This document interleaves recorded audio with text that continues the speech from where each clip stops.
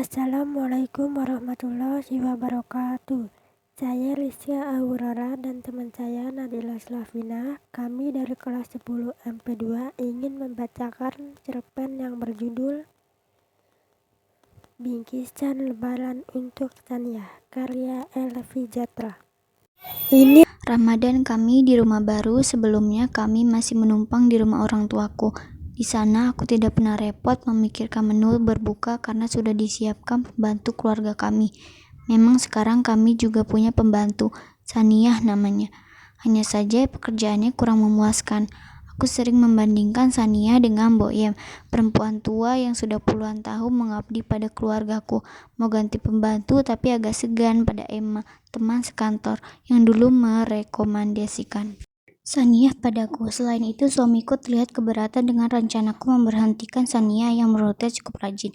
Ia mengaku kasihan pada Saniyah. Usia Saniyah baru 17 tahun. Ia hanya bersekolah sampai lulus SD. Ia tidak melanjutkan pendidikan karena tidak biayaan. Saniyah memiliki 3 orang adik yang juga tidak bersekolah. Ayahnya menderita stroke, sementara ibunya hanya butuh buruh cuci para mahasiswa. Saniyah mulai bekerja di rumah kami sejak 9 bulan lalu. Tidak lama setelah kami pindah ke rumah ini, sebelumnya Saniyah bekerja di rumah keluarga Jepang yang sudah pulang ke negaranya. Emma yang menyodorkan Saniyah ketika aku mengeluh repot mengurus rumah sendiri. Sekali seminggu Saniyah pamit pulang ke rumah orang tuanya untuk mengantarkan uang. Ia minta gajinya dibayar seminggu sekali saja. Ada suatu kebiasaan Saniyah yang sempat menimbulkan prasangka buruk di hatiku. Setiap pulang ke rumah orang tuanya, ia pasti menenteng banyak bungkusan plastik. Putri sulungku yang masih duduk di kelas 1 SMP yang pertama memberitahu. Hari ini aku sengaja tidak pergi kemana-mana untuk membuktikan cerita Oshi. Zaman serba sulit begini, banyak pembantu yang suka mencuri harta majikannya. Saat Saniyah hendak pulang dengan kantung plastik di tangannya, aku segera mencegatnya. Coba aku lihat apa yang kau bawa itu, Saniyah. Saniyah nampak terkejut, wajahnya memucat. Bu, saya. Aku langsung merebut kasar kantung plastik merek sebuah plaza dari tangan Saniyah. Ternyata isinya kue dan roti masih berplastik yang tempo hari kubuang ke tong sampah karena anak-anakku tidak menyukai makanan itu. Saya bukan mencuri, Bu. Saya hanya mengambil makanan yang ibu buang atau ibu suruh buang. Saya mengumpulkannya, dia membawanya saat pulang ke rumah. Tuturnya dengan bibir bergetar dan mata berkaca-kaca. Ya sudah, tidak apa-apa. Sekarang kau boleh pulang. Tidak ada kata-kata maaf meluncur dari bibirku. Aku menganggap apa yang kulakukan adalah wajar. Makasih, Bu. Gadis remaja itu segera pamit. Kebiasaannya itu terus berlanjut hingga saat ini.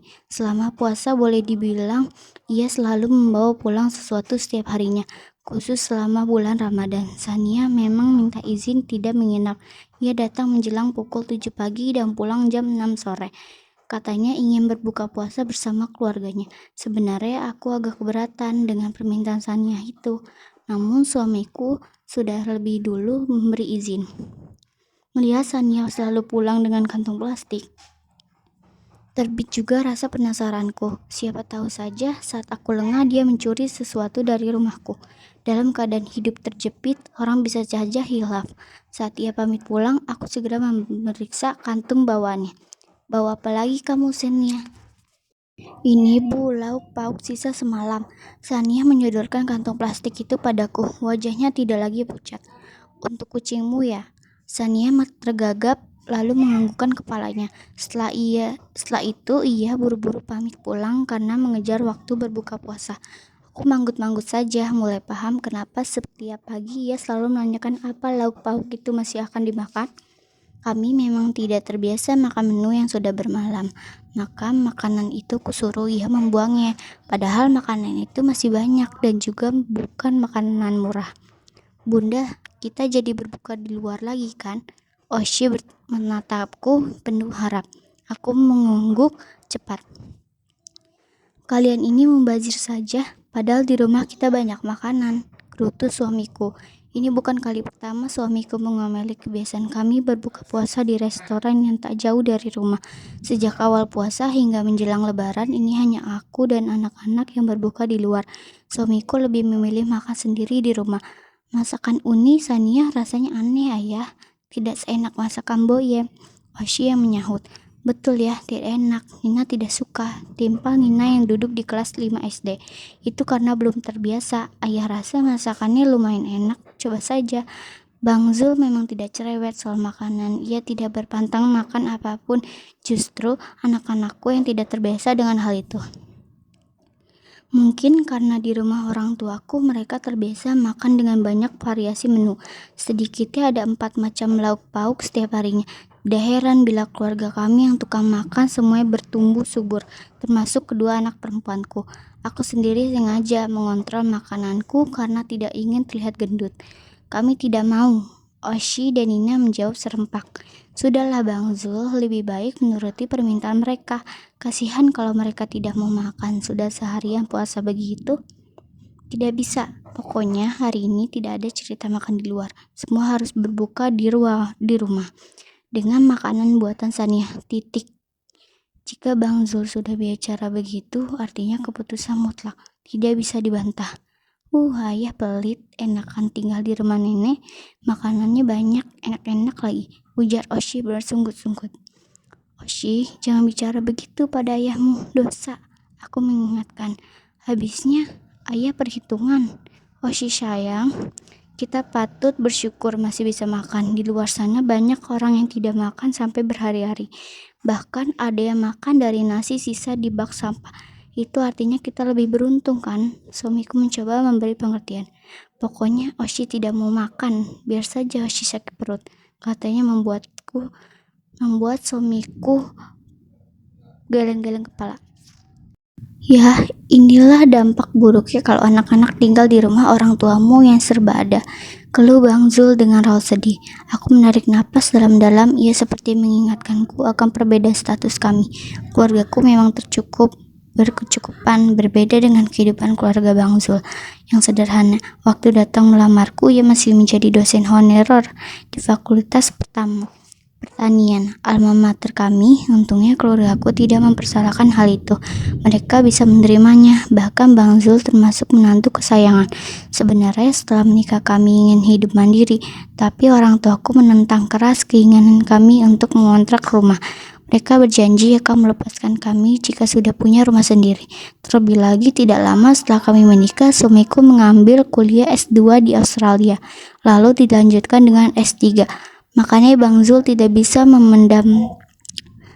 mendampingiku saat Oshi dan Nina lahir. Ia hanya pulang saat lebaran dan liburan saja. Setelah Bang Zul kembali dari Australia pun orang tuaku tetap tidak mengizinkan kami pindah.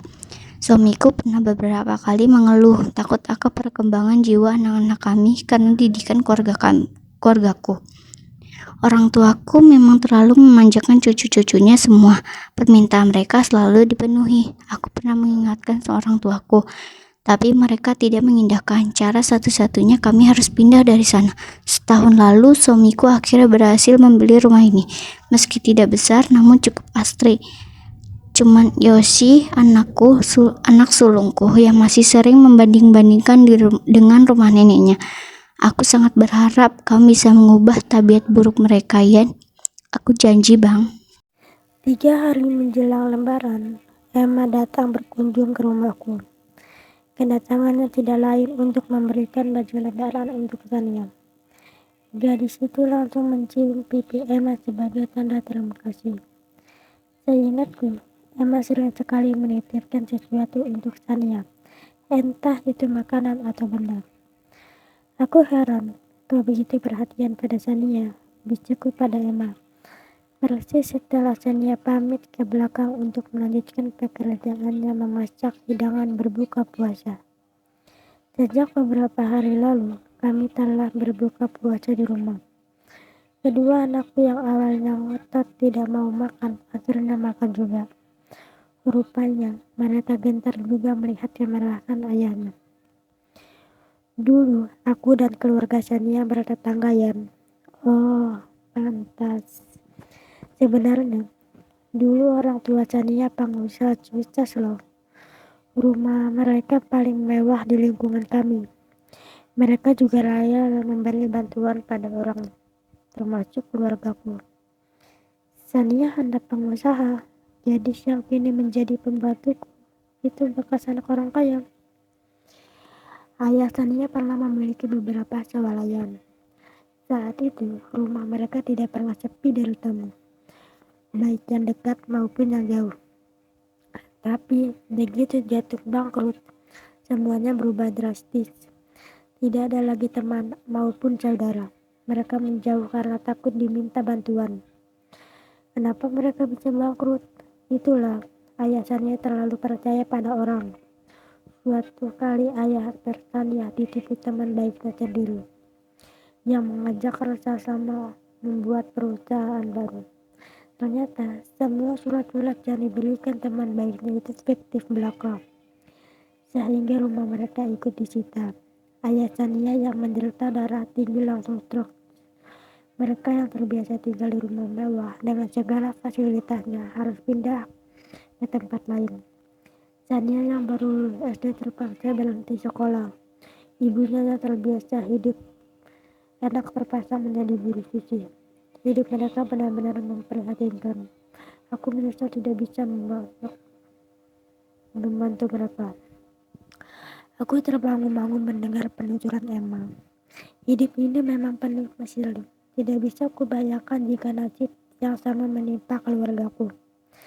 Kisah Sania itu kuceritakan pada suami dan anak-anakku. Kasihan Uni Sania ya. Oci menunjukkan keprihatinannya. Ya itulah, makanya kalian tidak boleh sombong. Allah benci pada anak-anak yang sombong. Kalian tidak boleh menyakiti hati Sania. Tidak boleh main perintah. Kalau ada yang bisa dilakukan sendiri, coba lakukan sendiri. Kalian mengerti? Mengerti ya, kata mereka serempak. Yang kalian perlu tahu, ayah melarang kalian makan di luar semata-mata demi kebaikan kalian juga, supaya kalian belajar hidup sederhana. Sekali tidak mengapa, tapi bukan terus-terusan begitu. Kalian paham? Osi dan Nina mengangguk berbarengan. Tidak disangka kisah hidup Sania mampu membuka mata anakku, juga mata hatiku. Aku lebih bisa menghargai Sania.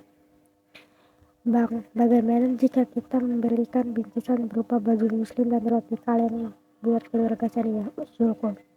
Kurasa itu ide yang baik, malah lebih baik lagi jika sekalian kita menuju keluarga Sania untuk bersilaturahmi. Bagaimana ya? Aku mengangguk cepat. Aku setuju. Kapan kita ke sana? Hari penghabisan Ramadan saja. Di penghujung Ramadan, kami sekeluarga pergi ke rumah Sania. Aku sengaja membawa anak-anakku agar kelak mereka juga terbiasa beramal. Mereka terlihat tenang waktu ku katakan akan mengunjungi rumah Sania.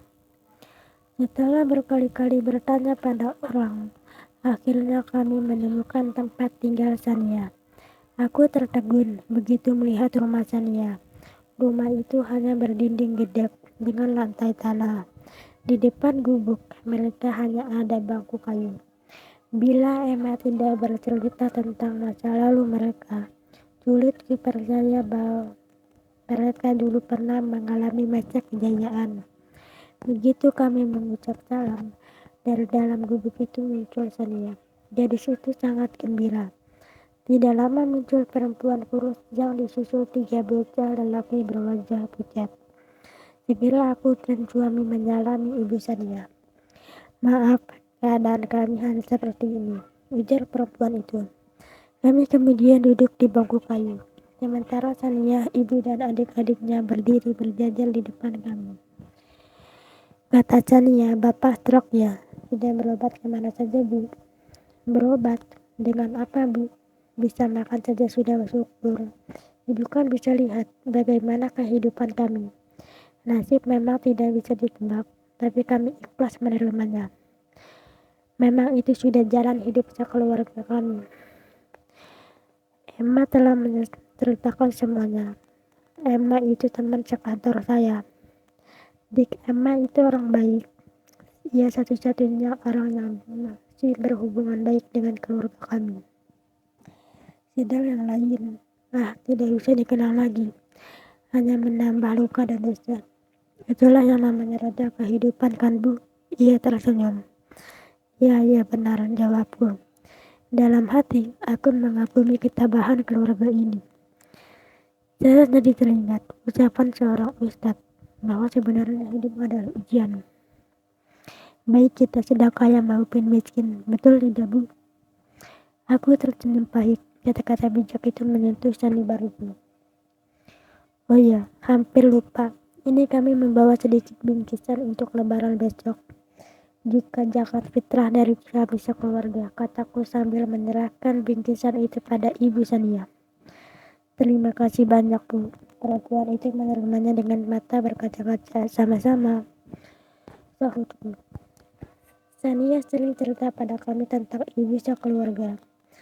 Ibu baik sekali pada kami. Selama bertahun-tahun kami hanya buka puasa dengan daun singkong atau rebus kangkung saja. Tapi tahun ini kami bisa makan enak. Kami bisa makan ikan dan daging pemberian ibu. Sania juga sering bawa kue-kue yang enak-enak.